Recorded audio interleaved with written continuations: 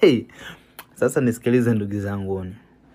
Unaambiwa juzi ile baada ya Samia kumaliza ile hotuba na wale wazee wa CCM,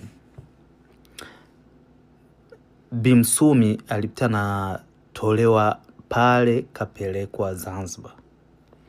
Amefika Zanzibar, unaambiwa ni kawa tena mwehu kawehuka. Hivi tunavyoongea Bi Msumi kawehuka. Kaweuka kabisa. So katolewa kwenye hiyo ikulu alipokuwa. Sasa hivi Bi Msumi yupo anatibiwa Bumbwini. Wanaoishi Zanzibar wanapafahamu Bumbwini. Ndo Bi Msumi yupo. Bi Msumi unaambiwa ni kama katupiwa kitu fulani, yani kuna muda anakaa, inaweza kakaa anakuwa kama sawa, lakini kuna muda vinampiga kabisa. Haelewi wa kuingia wa kutoka, yani anaongea mwenyewe. Hiyo ni maana halisi ya damu. Damu, ogopa sana kumwaga kitu kinaitwa damu.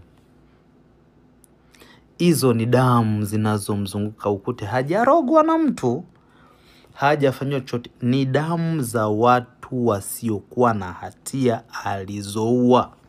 Kuna damu zingine huwa zigusiki. Kuna binadamu wengine hawagusiki. Alafu anakuja anasema nyako nyako nyako, nyako nyako nyako, nyako nyako nyako. We mama we, Bi Msumi. Ogopa. Ogopa kuna Mungu. Ogopa neno Mungu.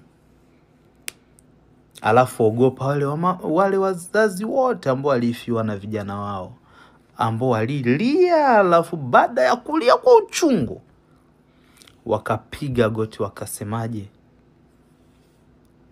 Namshtakia Mwenyezi Mungu. Ogopa neno namshtakia Mwenyezi Mungu, Bi Msumi.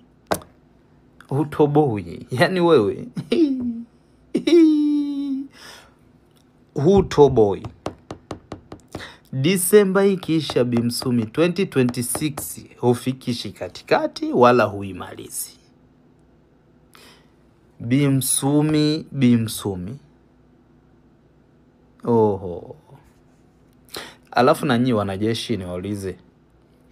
Hivi wanajeshi, nini maana ya JWTZ? Ina maana jeshi la wananchi, right?